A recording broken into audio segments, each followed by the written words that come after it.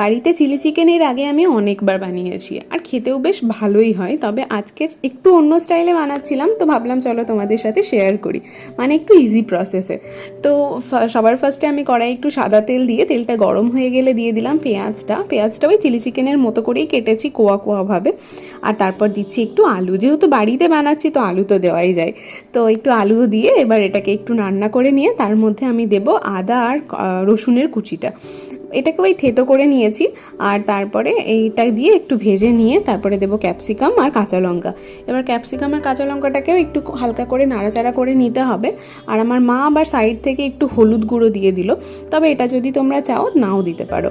আর এবার দিচ্ছি আমি চিকেনটাকে আগে থেকেই আমি নুন, গোলমরিচের গুঁড়ো, একটু তেল আর লেবু দিয়ে ম্যারিনেট করে রেখেছিলাম। আর তারপর চিকেনটা দিয়ে একটু নাড়াচাড়া করে নিতে হবে। আর এবার দিচ্ছি একটু কাশ্মীরি লঙ্কার গুঁড়ো, আর তারপরে এটাকে আবার একটু নাড়াচাড়া করে ঢাকা দিয়ে দেবো।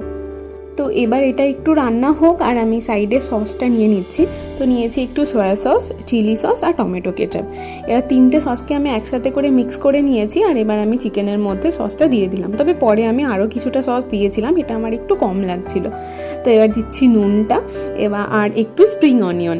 এবার এটাকে একটু নাড়াচাড়া করে কষতে থাকুক। আর এদিকে আমি কিছুটা গরম জল বসিয়েছি।